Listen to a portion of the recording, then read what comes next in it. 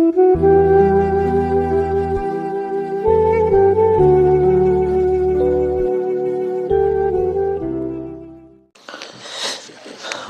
الله. الله سبحانه و تعالی از نمزین زیاده کند. انشاءالله یک حدیث به یاد اومد درباره انشاءالله زنها میگیم بر نوبت قرائت نمیتیم دعا میکنیم خدا خواهد بیرنم خنک است. پیامبر صلی الله علیه و سلم سه زن اگر انشاءالله خدا خواهد این عملای خوب کنه از عذاب قبر خلاص میشید و همراهی فاطمه مادرمو روز قیامت خداوند حشرش میکنه.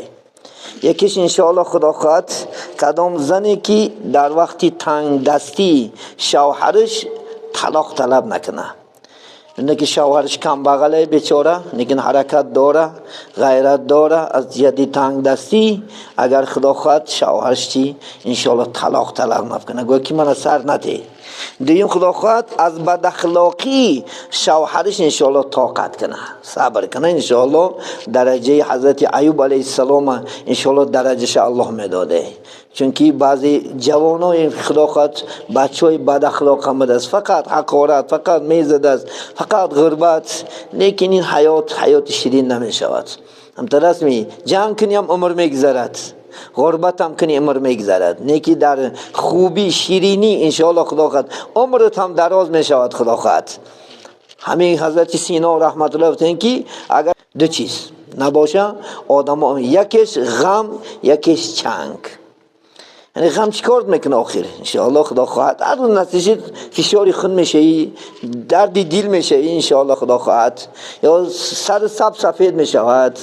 یا دیوانه میشه خدا خواهد. گفتی بابامو هر نمود از چی میشد از غم میشد برادرها از شادی چی انشاءالله خدا خواهد دائم چهرت کشاده میشد جایم خدا خواهد انشاءالله فیض میشد برکات میشد و یک زن دیگری که میگد حق و مرشد در شوهرش بخشد میتواند انشاءالله خدا خواهد زنها اگر در راه رضای الله من راضی مردک همین قدر زحمت کشیده ساده همین قدر عذاب کشیده خگین که به 1 میلیون 2 میلیون من هیچی نمیشه بعد گوش من 100 جهان راضی در راه خدا گذشتم و یم زن الله سبحانه و تعالی از عذاب قبر خلاص میکرد است. لیکن اکثر زنهای ما و شما این چیزها را دارد بی‌بار میکن در وقت نکاح امروز خدا خواهد زنهایی که خواندگی هستند باور میکن در وقت نکاح از ما پسیز که داملا جان همین جنا من حق و مهر مگذره میشود دینه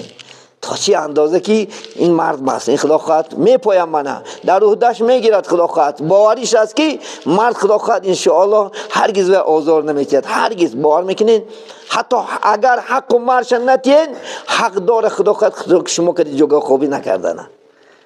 تا چی اندازه شانس داده گست اسلام بزرگ.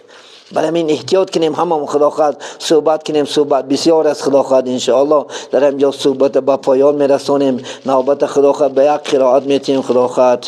برادر یک قرائت میکنن انشاءالله و در حق گذشتگان در حق داماد و عروس انشاءالله خدا خواهد دعا میکنیم.